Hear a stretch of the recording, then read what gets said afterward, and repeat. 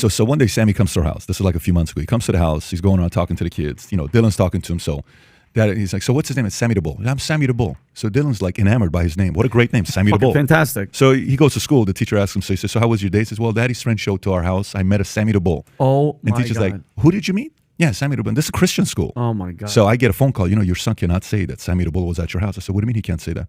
Well, he can't say that because he wasn't. I said, no, he was at the house. Oh, my God. Which Sammy the Bull? I said, the same one. How many Sammy the Bulls are there? And like Sammy the Bull the second? The underboss. Can I ask? I said, yeah, he came. He's a person that we have done a lot of collaborations together with. Oh, I'm so sorry. I thought Dylan just was. I said, no, he's telling the truth. The teacher. And then after this moment, the next day, the teacher's like, hey, Theo, where's your homework? And the kid is like, none of you fucking Dylan. I'm Joy. And I'm Alan Kaiser's sister, who everybody knows Sammy Gravano murdered my brother at the age of 16 years old in 1977. He was an innocent boy. And I'm out. I want justice for my brother. And that's all I've been trying to do for 45 years. So when did this happen? In 1977. Okay. August 5th. 1977.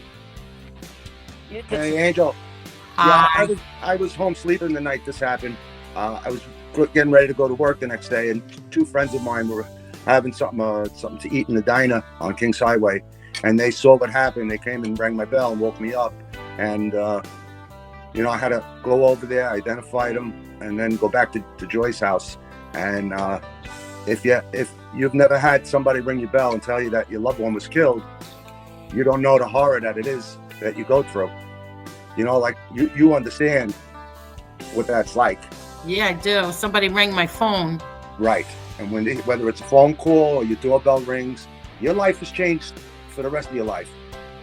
That never goes away. That night, that horror that you live never goes away. And this has been going on for 45 years. And this guy just does not go away. And he just, the things that he does, it just turns our stomach. It doesn't end. And we're like these news people, the television people, they put this guy on like he's a celebrity. He murdered 19 people. He murdered more people than Son of Sam and Charles Manson combined. And they just put him on TV like he's the greatest thing going. He's a low-life murderer. People, I think they just seem to forget that. Yeah, I don't understand that. He ruined so many lives. And then what the FBI did, for 10 years, we didn't know who killed Alan. For over 10 years. And then they ring your bell and say, we know what happened to your son, and there's nothing you could do about it. And they let this guy off. He served like 5 years. And that's like 4 months for each murder. Yeah, so that's not justice.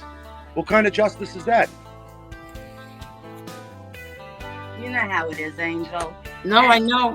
And he's going to be on TV again.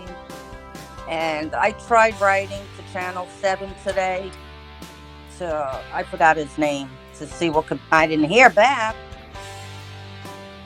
Anyway, I don't understand how the FBI just do what they did.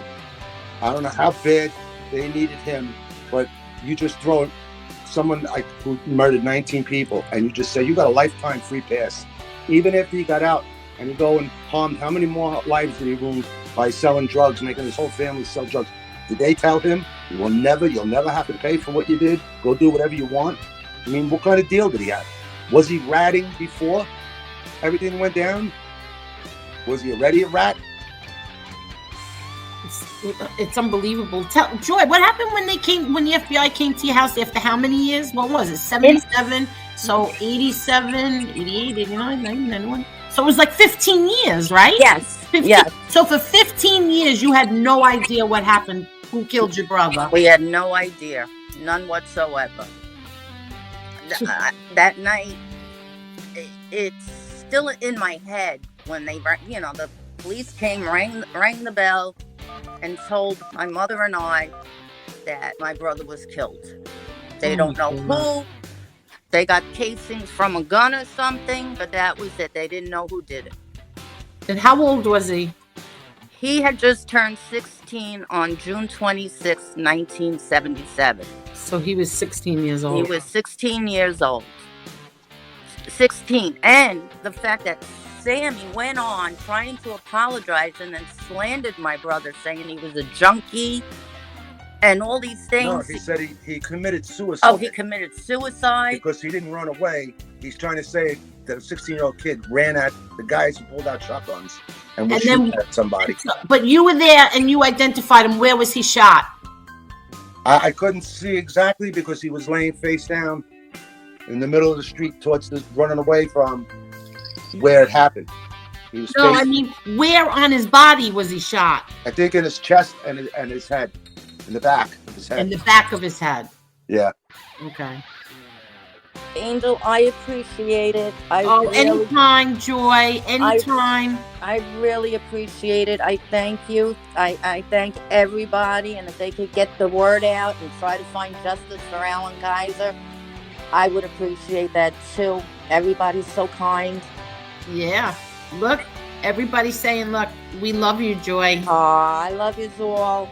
I love you all. Thank you so much.